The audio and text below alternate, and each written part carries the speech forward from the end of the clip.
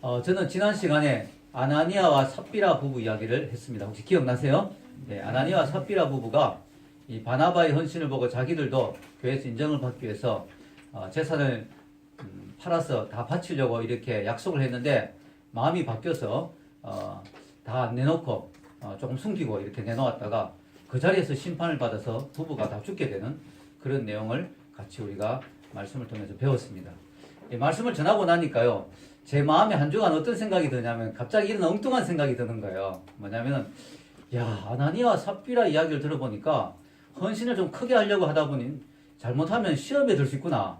그래서 나는 헌신도 적당히 하고 또 헌금도 적당히 하고 교회에 그냥 적당히 신앙생활 해야 되겠구나. 괜히 시험 들어서 그렇게 어려움 당하지 않고 하는 게 좋겠구나 하는 생각이 들어갈 수도 있지 않겠는가 하는 생각이 좀 들더라고요. 사람 생각이 그쪽으로 갈 수도 있겠다.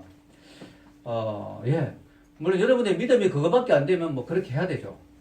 그러나 제가 그 말씀을 좀 생각하면서 우리 교인들이 또 그렇게 느낄 수도 있겠구나 생각하면서 그럼 하나님 정말 그 말도 맞는 것 같지 않습니까? 뭐 너무 많이 헌신하고 헌금하고 뭐 이러다 보면 시험 들 수도 있고 대충 적당히 사는 게 좋지 않겠습니까?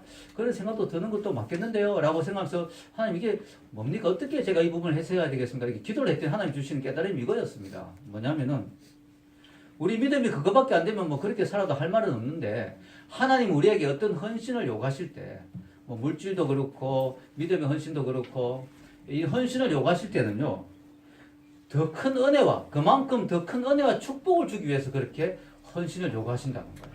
그걸 하나님이 깨닫게 해주시더라고요. 여러분 이 아나니아와 삽비라 앞에 헌신한 바나바가 어떻게 됐어요? 바나바가 하나님 앞에서 물질을 많이 헌신했잖아요. 바나바가 그럼 그것 때문에 거지가 되고 인생이 정말 비참해졌느냐? 그게 아니고 바나바는 기독교 교회 2000년 역사에 가장 빛나는 이름 중에 한 명으로 남았어요. 여러분 아나니아와 삽비라가 만약에 바나바처럼 제대로 헌신했다면 어떻게 됐을까요? 이 사람들도 성경에 나오는 보리스길라와 아굴라처럼 아주 위대한 신앙의 부부로 하나님의 교회 역사에 남았을 수도 있었다는 거죠.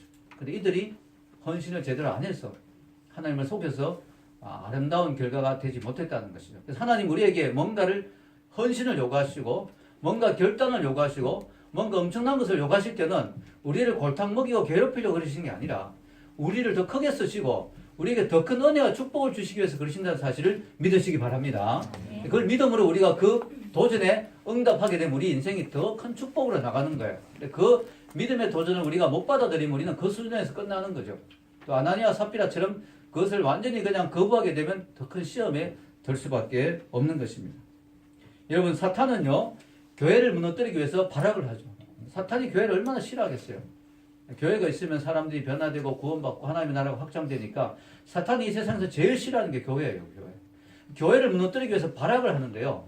사탄이 교회를 무너뜨리는 아주 중요한 두 가지 전략이 있어요. 우리가 상대방의 전략을 알아야 당하지 않잖아요. 그래서 우리가 전략을 아는 것이 되게 중요한데 사탄이 교회를 무너뜨리는 두 가지 전략이 뭐냐면요. 하나는 외부적인 공격입니다. 외부적으로 교회를 막 공격하는데 그게 핍박입니다. 핍박. 예수님 믿는다면 막 잡아 죽이고 막 폭탄을 가하고 테러를 가하고 막 고문을 하고 하여튼 외부적으로 고통을 주는 이게 사탄의 방법이에요. 이 외부적인 공격이 들어오면 교회가 주춤할 수밖에 없거든요. 그러다 보면 영적 흐름이 끊어지고 교회가 이렇게 다운될 수 있잖아요. 또 그걸로 잘 안 될 때는 사탄이 또 하나의 방법을 사용하는데 그게 뭐냐면 내부적인 공격. 즉 내부 교회 공동체 안에서 교인들끼리 서로 질시하고 원망하고 서로 시기하고 하게 해서 교회를 분열시키는. 그래서 교회가 서로 마음이 맞지 않고 서로 싸우고 하면서 교회가 분열되면서 또 교회가 힘을 잃게 되는 그런 방법을 사탄이 사용하는 거죠. 우리 한국 교회가 100여 년 전에 100년 좀 넘었지만 복음이 들어왔어요. 조선 반도에 복음이 들어왔는데요. 복음이 얼마나 아름답게 꽃을 폈는지 모릅니다. 교회가 막 세워지고 부흥이 일어나고 세계 역사에 유례가 없는 부흥이 한국 교회에 일어났어요. 그러니까 사탄이 가만 놔두겠습니까? 사탄이 정확하게 이 두 가지 방법으로 한국 교회를 무너뜨리려고 들어왔는데 북한의 쪽에는 바로 외부의 공격, 핍박을 사용했어요. 그래서 북한 교회는요 지금 예수님을 믿으면 뭐 잡혀 바로 죽죠. 성경을 가지고 있으면 잡혀서 바로 죽습니다. 교회를 다 무너뜨리고 목사님들 감옥에 가두고 다 순교하고 죽이고 그래서 교회가 전부 지하로 들어가 버렸어요. 그래서 북한의 교회가 엄청나게 많이 타격을 입었습니다. 전략이 성공한 거죠. 근데 남한은 그렇게 할 수가 없어요. 왜냐하면 남한은 자유 대한민국 종교의 자유가 있는 나라이기 때문에 외부적인 핍박을 할 수가 없어요. 그래서 남한의 교회는 어떻게 했을까요? 바로 분열을 일으킨 거죠. 엄청나게 교단이 갈라지고 쪼개지고 교회 안에서도 목사님하고 장로님이 싸우고 교인들끼리 싸우고 서로 시기 다투 질투하고 막 이렇게 해서 싸우면서 교회가 엄청나게 남한 교회도 시험이 많이 왔습니다. 그래서 교회가 그대로만 계속 부흥했으면 얼마나 좋았을까요? 교회가 시험이 되고 하면서 많은 사람들이 교회에 실망해서 떠나가게 됩니다.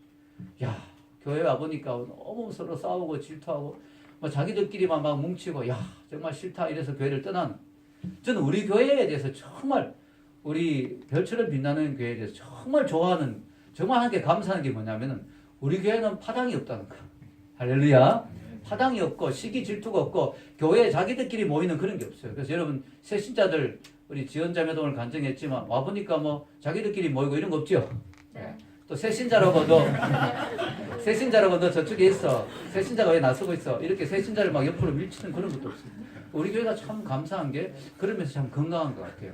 그럼에도 불구하고 우리 교회가 또 그렇지 않을 수 있는 부분이 있기 때문에 늘 조심해야 되죠. 늘 조심해야 되죠. 그래서 우리가 7교회를 배우잖아요. 요한계시록 7교회를 배우면서 우리 교회가 어떻게 하면 건강한 교회가 될까 이런 것들을 공부하고 있죠. 그래서 우리가 계속해서 우리 안에 이런 시험이 있을 수 있다는 거죠. 여러분 오늘 성경에 보면 바로 초대교회 이런 똑같은 일이 났어요. 초대교회가 열심히 막 복음을 전하고 부흥하고 은혜가 막 넘치니까요. 먼저 사탄이 외부적인 공격을 가했어요. 교회를 무너뜨리게 해서 핍박을 줬어요. 핍박을. 그래서 예수님 이름을 전하니까 붙잡아서 막 채찍질하고 막 겁을 주고 겁박을 하고 막 두려움을 주는데 놀랍게도 여기에 눈 하나 깜짝하지 않는 거예요. 베드로하고 사도들이 너희들은 우리를 핍박하지만 우리는 하나님을 따라야 된다. 내가 사람의 말을 들을지 하나님의 말을 들을지 우리가 판단해야지. 너희들의 말을 듣고 복음 전하는 일을 멈추지 않을 거다. 죽이려면 죽여봐라. 이렇게 하면서 막 나가는 야고보를 막 못 빼서 죽여봤어요. 그래도 뭐 끄떡없이 막 복음을 목숨 걸고 전하는 거예요. 이렇게 야, 이 핍박으로 안 되겠구나. 그래서 사탄이 다른 방법을 썼는데 그게 바로 내부의 분열을 일으킨 거죠. 오늘 보면 바로 1절에 보면 내부의 분열이 오게 되면서 교회에 시험이 오는 것이죠. 자, 1절 한번 읽어보세요. 위에 1절 시작. 그때 제자가 더 많아졌는데 헬라파 유대인들이 자기의 과부들이 매일의 구제에 빠짐으로 히브리파 사람을 원망하니. 이 원망이란 말이 탁 등장하는 거야. 여러분 1절에 보면 참 아이러니한 게 그때 뭐가 더 많아졌다고요? 제자가 더 많아졌다. 여러분 제자가 더 많아지면 교회가 더 은혜로워져야 될 거 아니에요.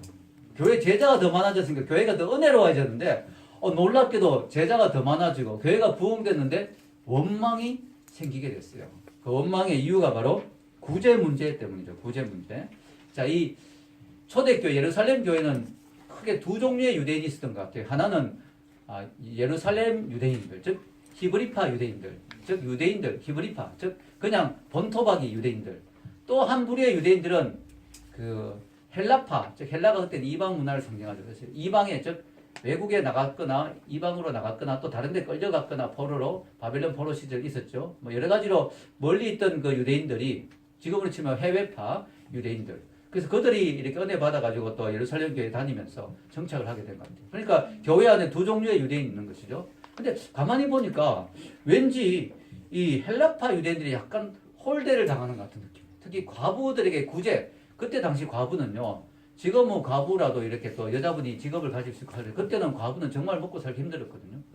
그래서 여자들 직업을 가질 만한 게 없었어요. 그래서 과부들을 도와야 되는데 교회에서 구제, 물질로 도와야 되는데 보니까 왠지 헬라파 유대인들이 보니까 자기들 과부들이 좀 무시당하는 듯한 느낌이 들었습니다. 그래서 원망을 하게 됐습니다.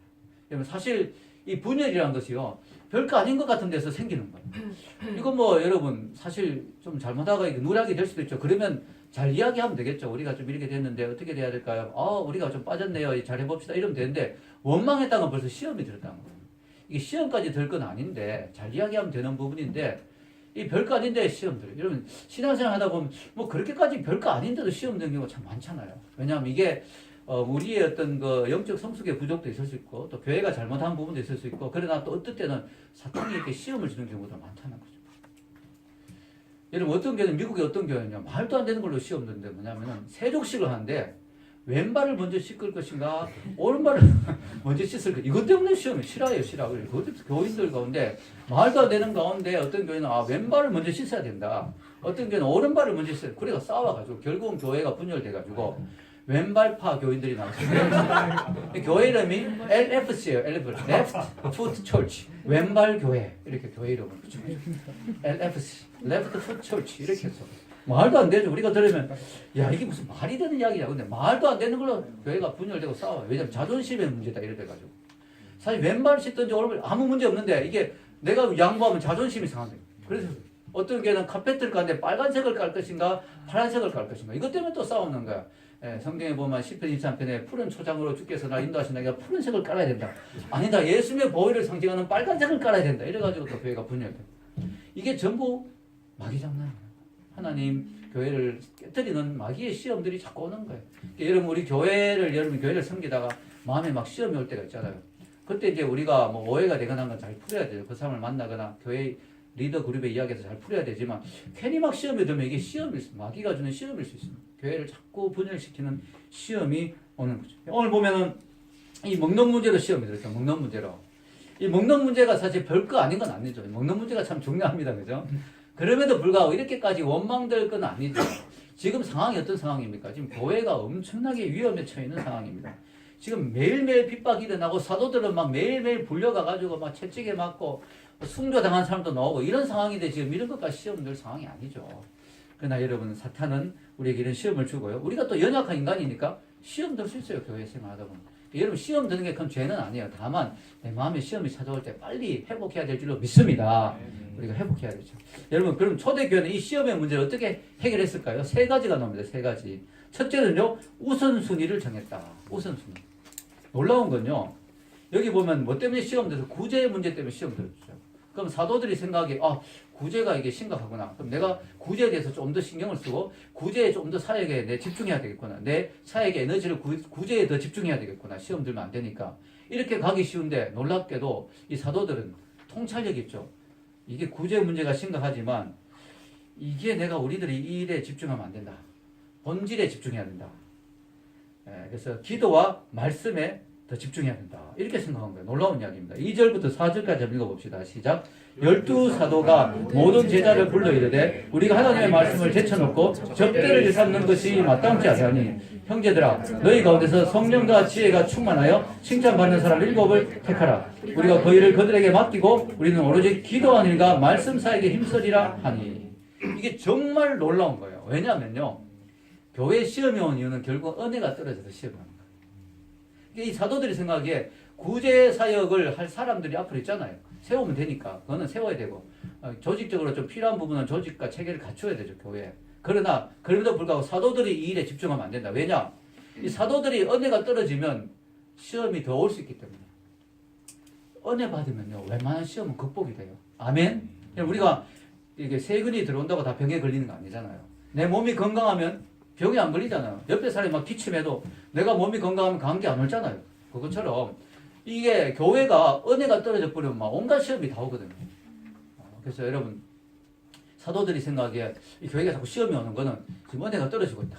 내가 이 사도 말씀 전하는 사역자로서 내가 더 말씀과 기도에 집중해서 은혜가 충만해야 된다. 우리 교회가. 그래야 교회가 이 모든 시험을 이겨낼 수 있다. 이렇게 생각한 거예요. 아주 대단히 지혜로운 거죠. 예. 여러분 두 번째는요. 조직을 갖출 줄 알았다. 조직. 그래서 이제 필요한 조직이 이제 조직이 좀 필요한 시기가 됐구나. 이 구제 사역팀을 좀 만들어야 되겠구나. 이렇게 생각한 거예요. 왜냐하면 구제 사역이 좀 효과적으로 안 되고 있으니까 교회에 뭐가 잘 안 되면 이것도 여기 필요한 사역을 갖출 필요는 있죠. 그래서 이게 또 이분들이 뭐 말씀과 기도만 하면 돼. 너희들 은혜가 떨어졌어 그래. 이렇게만 또 하지 않았어요. 지혜롭게 사도들은 은혜를 더 끼쳐야 되겠구나. 말씀과 기도를 더해서 은혜가 좀 떨어진 것 같구나. 은혜를 더 끼쳐야 되겠다. 이걸 생각했지만 또 조직이 필요한 것도 알았어요. 교회는 유기체와 함께 조직체니까요. 조직을 잘 갖추었습니다. 자, 2절과 3절 다시 읽어보겠습니다.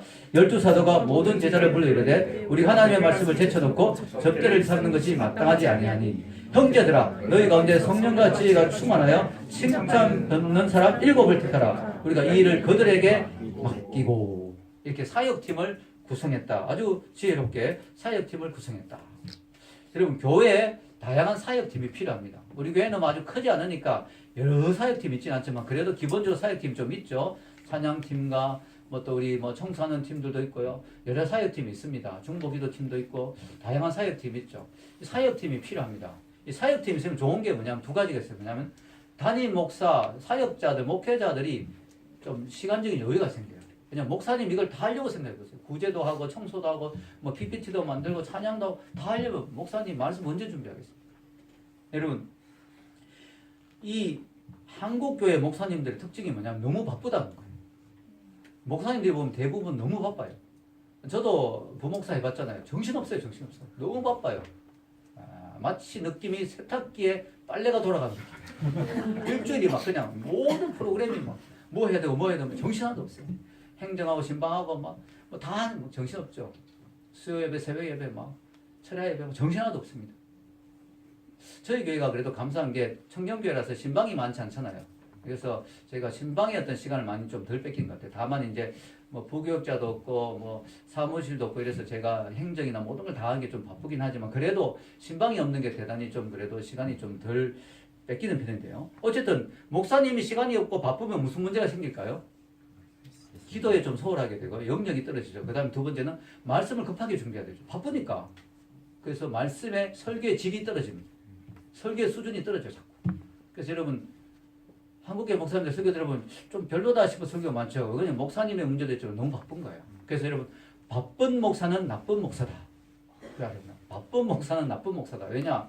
무조건 바쁜 게 좋은 게 아니에요. 왜냐? 목회자의 최고의 해야 될 임무 중에 하나는 기도와 말씀이잖아요. 근데 그걸 소홀히 하게 될 정도로 바쁘다면 문제가 있는 거죠. 그걸 제대로 못할 정도로 바쁘다면 문제가 있는 거예요. 여러분 저도 해보니까요. 만약에 일주일에 설교 한 편만 준비하라고 하더라도 힘들더라고요. 설교 한 편만 많이. 근데 그거 많은 건 아닌데 제가 월요일은 한동대 사역도 하잖아요. 또 토요일은 제가 뭐 교회 찬양 우리 그 예배 순서 PPT도 제가 만들고 찬양 PPT 따로 만들지만 그 다음에 또 주보도 만들고 뭐 식사 준비도 하고 이러다 보니까 토요일 하루가 또 가요. 준비된 말씀 다시 한번 읽고 기도하고 이래야 되니까. 그래서 설교 준비할 시간은 화수목금밖에 없어요, 사실. 화수목금. 근데 화수목금에 설교 한 편을 준비하는 것도 빠듯하더라고요. 또 저녁에 큐티도 올려야 되잖아요.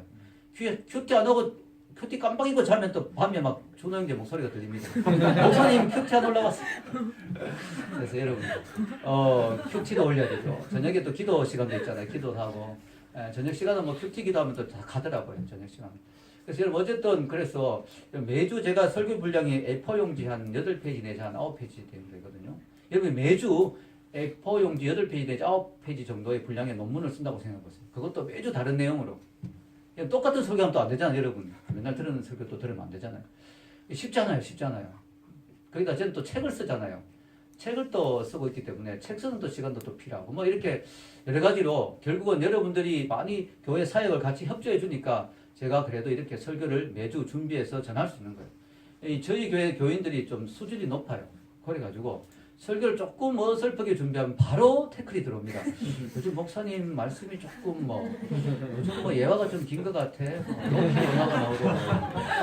그래서 여러분 이게 설교 수준을요 이게 낮게 할 수가 없어요. 바로 이 설교를 바로 책으로 나와야 될 정도로 이 수준을 높여야 되거든요. 여러분들 수준을 제가 좀 높여나기 때문에. 거기다 우리가 또 수련회가 있잖아요. 수련회가.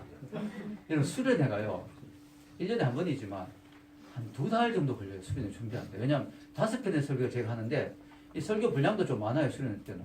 이게 또 제가 주일 설교 안 하면서 수련회 준비만 하면 되는데 그게 아니잖아요. 매주 설교는 그대로 하면서 수련회 준비해야 되니까 엑스트라로 지금부터 준비하고 있습니다. 제가 벌써. 지금 2월, 3월인데 6월, 7월 설교를 7월 초에 우리가 수련하려고 하는데 수련회 준비를 지금부터 하고 있어요.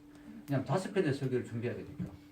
그래서 여러분들이 교회 사역에 같이 동참해 주니까요. 제가 많이 참 이렇게 그래도 할 수가 있는 거죠. 특히 금요 성경 공부가 또 제 아내가 또 이렇게 말씀을 준비해 주는데 너무 감사하죠.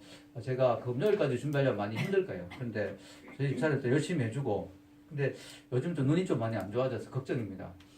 자기 이야기하는 거 되게 싫어하는데 제가 이야기하는 이유는 이런 좀 기도해 주라고.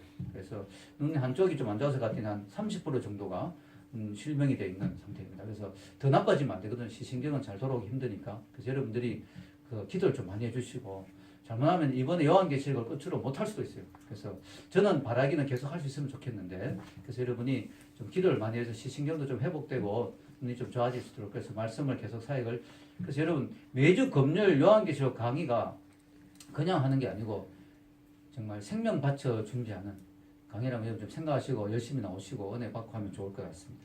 자 여러분 교회 보면 다양한 사역이 있죠. 뭐 제가 다 일일이 열거할 수 없지만요.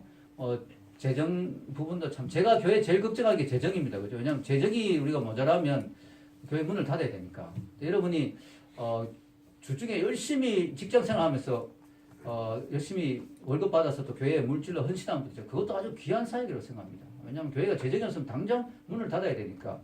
더군다나 이번에 저희가 위에도 빌렸어요. 어바웃 파티도 이제 매주 쓰게 됐습니다. 저희들이. 그래서 매주 왜냐하면은 지금 아기가 하나인데 올해만 해도 아기가 4명 되거든요. 내년에 또 올해 결혼한 사람도 있고 하니까 내년에 아이가 한 5명, 10명 될 수도 있어요. 그럼 여기 방에서 셀 모을 때 여기 방에서 아기가 막 10명이 울면 어떻게 되겠어요? 그러니까 위에가 반드시 필요한데 또 잘 이야기가 돼가지고 좋은 가격으로 해서 저희들이 정말 재정을 더 하기가 힘든 상황이지만 그래도 하나님 기회 주실 때 저희들이 이 장소를 확보해 놓는 게 좋겠다 싶어서 저희들이 좀 무리지만 일단 얻었습니다. 그래서 여러분들이 같이 물질로 도와주시면 얼마나 힘이 되는지 몰라요. 그리고 또 여러분 교회 뭐 찬양, 셀 리더, 부리더, 방송 사역, 중보기도 사역, 또 쓰레기 여러분 주일마다 또 여기 열심히 설거지 해주는 우리 형제도 있고요. 쓰레기 버려주는 우리 형제도 있고 얼마나 감사한지 모릅니다. 여러분 중요한 건요. 어떤 사역은 눈에 잘 안 띄어요. 좀 초라한 사역인 것 같이 느껴져요. 그죠? 쓰레기 버린 사역이 그렇게 뭐 화려한 사역은 아니잖아요. 근데 여러분 시계에는 초침과 분침과 시침이 있죠. 근데 여러분 알아야 될 사실은요. 초침이 60바퀴를 돌아야 분침이 겨우 한 바퀴를 돕니다. 초침이 60바퀴를 60초 60바퀴 1분 되려면 60바퀴를 돌아야 한 바퀴를 도는데요. 중요한 건요. 분침이 한 바퀴를 돌면 시침은 겨우 한 칸을 갑니다. 계산해 보니까요. 하루 24시간 동안 시침이 2바퀴를 돌더라고요. 그동안에 초침은 그 연약한 몸으로 1440바퀴를 돌아야 돼요. 근데 중요한 건요. 초침이 안 움직이면 시침은 절대로 안 움직입니다. 초침이 안 움직이고 있으면 그거 고장난 거잖아요. 시침은 절대로 못 움직여요. 그래서 여러분 우리가 알아야 될 사실은요. 그냥 교회에 눈에 잘 안 보이는 사역들로 받쳐주지 않으면 이 앞에 나와서 이렇게 조명받고 좀 화려해 보이지만 이런 사역들을 할 수가 없어요. 여러분. 제가 그 생각에는요. 우리 교회 정말 보이지 않는 곳에서 섬기고 헌신하고 토요일 저녁에도 와서 청소 다 하고 세팅하고 얼마나 힘듭니까? 그죠? 그런 거 매주 해주시는 우리 교회 사역팀 있고 너무 감사하죠. 이런 보이지 않는 곳에 시침처럼 진짜 열심히 막 또 띄워주는 정말 눈에 띄고 화려한 사역은 아니지만 열심히 받쳐주는 교회를 그런 분들이 있어서 교회가 이렇게 눈에 보이는 이런 사역들도 하고 영혼 구원의 일을 할 수가 있는 줄로 믿습니다. 그래서 여러분 우리 교회는요. 저는 교역자들을 많이 안 두는 교회가 됐으면 좋겠어요. 그래서 여러분들이 교회 사역들 말씀 전한 사역만 이제 교역자가 하고 나머지는 여러분들이 다 같이 해서 그런 교회가 건강한 교회거든요. 아멘. 같이 여러분. 그래서 세 번째는요. 리더를 세울 줄 알았습니다. 자 이게 보면 사람을 세우는 일을 했다는 거죠. 교회가. 그럼 교회가 해야 될 가장 중요한 일이 사람 세우는 일. 왜냐하면 교회는 세우는 사람이 없으면 리더가 없으면 앞에서 세워지는 사람이 없으면 사역을 할 수가 없거든요. 여러분 제가 교회를 개척해서 제일 힘들었던 게 그거였어요. 뭐냐면은 사역자, 교회 사역을 맡길 사람이 너무 없다. 셀을 하고 싶은데 셀 리더 할 사람이 없는 거예요. 너무 힘든 거예요. 여러분 근데요. 사람 키우는 건요. 나무 키우는 거하고 비슷해요. 나무가 하루아침에 안 크잖아요. 씨앗을 심어가지고 이렇게 키워내면 나무가 정말 좀 거목이 되고 나름대로 뭐 열매를 맺으려면 한 10년 걸리잖아요. 그죠? 네. 사람도 그렇더라고요. 교회 와서 사람들 뭐 은혜 받았다고 바로 다음 주부터 리더로 세울 수 있는 게 아니에요. 쉽잖아요. 사람을 좀 키우는데 시간이 걸리더라고요. 그래서 해보니까 저희 교회가 10년 조금 넘었잖아요. 사람을 키우는데 한 10년 걸리더라고요. 그래서 10년이 지나니까 이제 교회에 셀 리더도 생기고 부리더도 생기고 찬양 사역자도 생기고 이제 좀 자리를 갖추게 되는 시간이 많이 걸리더라고요. 제가 교회 하면서 참 힘들었던 게 사람을 키워가지고 조금 세워놓으면 또 딴 교회 가고 이제 조금 뭔가 이제 사역자가 되겠다 싶으면 저 유학 가야 되겠습니다. 또 가버리죠. 힘들더라고요. 처음엔 그게 좀 마음이 많이 힘들었어요. 사람 키워놓으면 또 가고 또 가고 우리 교회는 자꾸 주로 또 키워 그래서 또 열심히 키워놓으면 사람 키우는 게 힘들거든요. 양육하고 막 4개월씩 양육하고 막 계속 기도해주고 근데 또 떠나버리고 그래서 하나님께 좀 그거에 대해서 좀 많이 불평했는데 하나님이 그러시더라고요. 위로를 주시는 게 너희 교회는 크지 않지만 하나님 나라는 확장되고 있다. 그 위로를 주시더라고요. 어디 가든지 그 사람이 신앙생활 잘할 거니까 시험 들어 나간 건 아니니까 하나님 나라는 확장되니까 천국 가면 상급은 많겠구나 우리 교회가. 이제 그래도 이제 가지 마시고 교회를 좀 같이 좀 잘 섬겨야 돼요. 그래서 여러분 리더를 세우는 게 정말 중요해요. 여러분도 다 잠재 리더예요. 아멘. 왜냐 우리 교회가 앞으로 뭐 100명, 200명, 1000명으로 부흥될 수도 있잖아요. 그럼 여러분 다 리더가 돼야 돼요. 여러분이 다 리더를 해줘야 그 일을 감당할 수 있죠. 우리 교회는 셀 교회니까 셀할 리더가 없으면 교회는 문 닫아요. 그래서 여러분이 다 잠재 리더로 생각하시고 아멘. 내가 준비돼야 되겠구나. 내가 그냥 이렇게 와서 유아기적인 신앙만 해서는 안 되잖아요. 여러분, 그럼 사람을 어떻게 세우느냐? 7명을 세우는데요. 기준이 있죠. 3절에서 4절 한번 읽어보겠습니다. 시작. 형제들아, 너희 가운데서 성령과 지혜가 충만하여 칭찬받는 사람 7을 택하라. 우리가 이 일을 그들에게 맡기고 우리는 오로지 기도한 일과 말씀 사역에 힘쓰리라 하니. 자, 여기 기준이 3가지가 있는데요. 첫째는 성령이 충만해야 된다. 성령이 왜 충만해야 되냐면 이 교회 일은 세상의 능력을 하는 게 아니거든요. 여러분 세상 사람들은 뭐 공부를 많이 했거나 돈이 많거나 지위가 높으면 리더가 될 수 있지만 교회는요. 저 사람 돈 많구나 리더 세워야 되겠고 저 사람 공부 되게 많이 했구나 리더 아니에요. 교회 일은 세상 일과 달라요. 성령 충만하지 않으면 교회 일을 은혜롭게 할 수가 없어요. 은혜가 안 될 수 있거든요. 앞에서 리더를 세우는데 은혜가 안 될 수 있거든요. 성령이 충만한 사람이어야 되는 거예요. 아멘. 두 번째는요. 지혜가 충만한 사람이어야 된다. 지혜가 충만해야 된다. 왜냐하면 교회 일을 할 때 지혜로워야 되거든요. 상식선에서만 해도 문제가 안 되는데 상식에 맞지 않은 행동하는 경우가 되게 많아요. 교회에서 리더들이. 우리 교회에서 그렇다는 게 아니고 다른 교회 보면 말도 안 되는 행동하는 교회가 많거든요.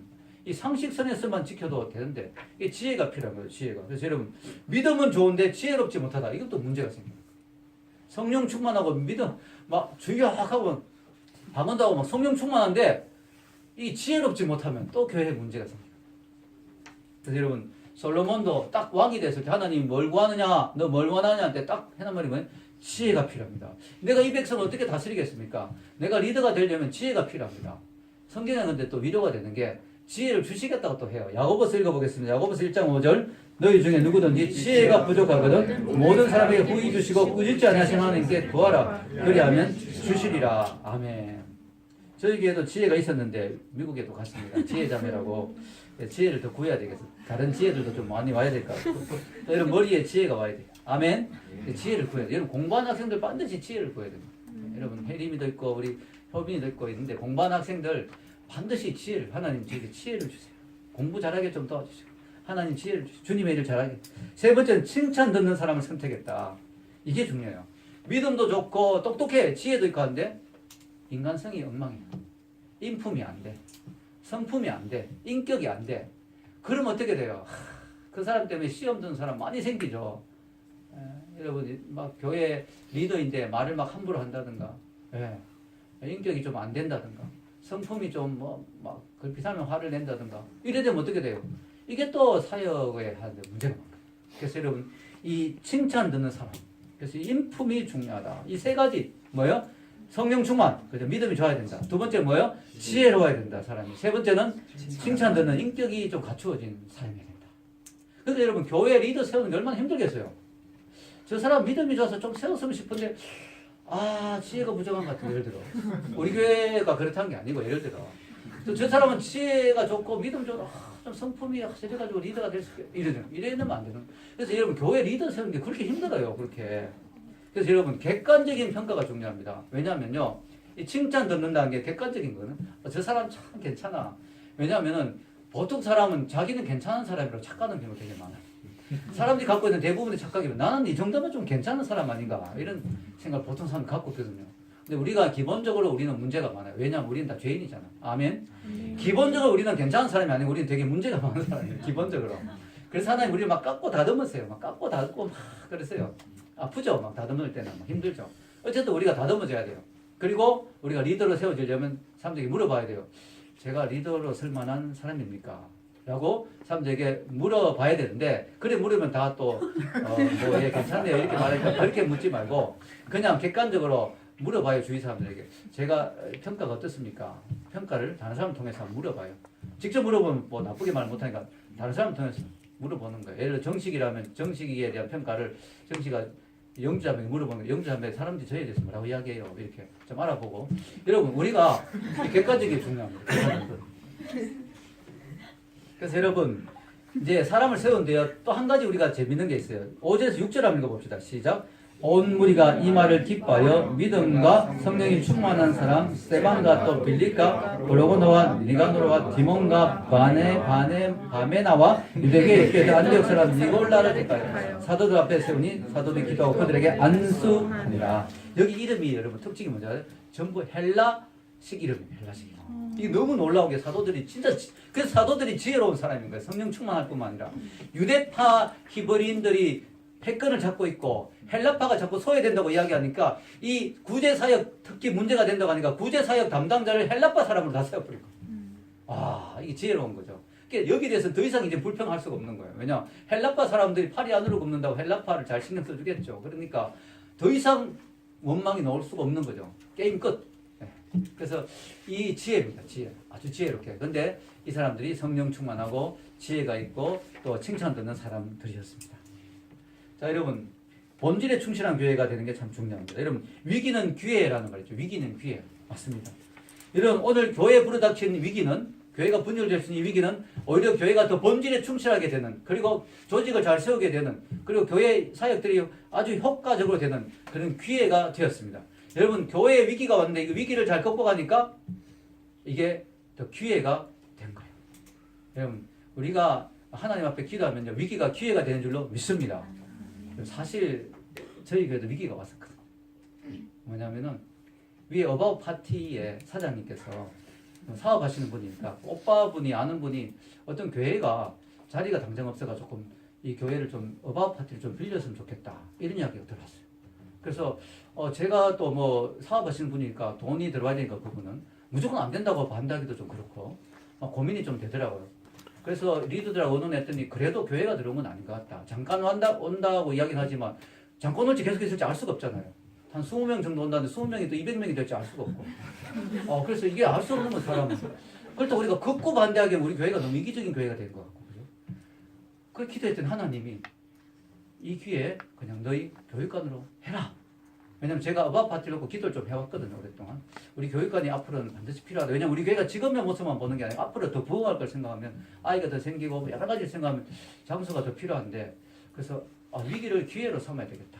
그런 생각이 들더라고요. 그래서 오히려 이 위기를 저희들은 그냥 기회로 삼은 거죠. 유도에서 정말 좋은 게 뭐예요? 상대가 힘을 가해올 때 그걸 이용해서 상대를 넘기는 게 진짜 유도 기술 아닙니까? 우리 교회에 위기가 왔잖아요. 다른 교회가 들어오면 참 문제가 많잖아요. 좋잖아요. 여러 가지가. 이걸 하나님이 또 기도했더니 기회로 우리 교육관에 하나 더 생기는 걸로 기회로 삼아주신 할렐루야. 네, 물론 재정의 부담이 있지만 하나님이 채워주실 걸로 믿고 하는 거죠. 왜냐하면 하나님께 기도했고 이런 사인을 주셨기 때문에 이게 사인이라는 생각했거든요. 우리 교회가 이제 교육관을 얻어야 되는 사인이다 생각을 했습니다. 여러분 중요한 건요. 우리 인생에도 위기가 와요. 근데 그 위기를 겪을 때 우리가 본질로 돌아가야 돼요. 말씀과 기도. 위기가 올 때 막 당황하지 말고 말씀을 붙들고 기도하는 거예요. 하나님 이 상황에서 하나님 주시는 말씀이 뭡니까? 하나님 뜻이 뭡니까? 하나님 뜻을 알려면 말씀을 봐야 되니까. 그리고 하나님 어떻게 하기를 원하십니까? 기도해야 되죠. 말씀과 기도를 하면 우리 인생의 위기가 기회로 바뀌는 줄 믿습니다. 아멘. 예, 인생의 위기가 올 때 말씀과 기도로 나가는 거예요. 여러분 이 교회도요. 이 초대교회가 이제 뭔가 본질이 좀 희미해질 수도 있는 상황이죠. 막 갑자기 부흥하니까 교회가 갑자기 부흥하다 보면 본질을 잃어버릴 수, 정체성을 잃어버릴 수 있잖아요. 그때 이제 다시 한번 본질로 돌아간 거죠. 구제도 중요하지만 구제가 본질이 아니구나. 다시 한번 말씀과 기도로 돌아갔죠. 저희 교회도 마찬가지예요. 저희 교회도 구제 사역 진짜 열심히 합니다. 여러분 구제 사역을 광고하면서 하긴 좀 그래서 엄밀하게 섬기는 게 덕스러운 것 같아서 그렇게 하지만 저희 교회가 정말 여러분이 내는 그 귀한 헌금으로 우리 교회 지체들 가운데 힘든 지체들에게 열심히 섬기고 있습니다.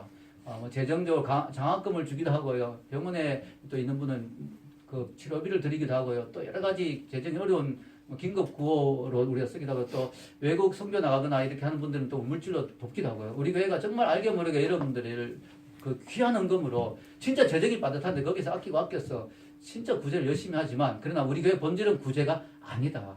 말씀과 기도다. 그래서 여러분 4절에 보면 우리는 오로지 기도한 일과 말씀 사이에 힘쓰리라 라고 했죠. 근데 우리가 이걸 듣고 기뻐했다. 마음이 하나 됐다는 거죠. 마귀가 하는 일이 뭐냐면 여러분을 자꾸 바쁘게 만든 거예요. 말씀과 기도를 못하게.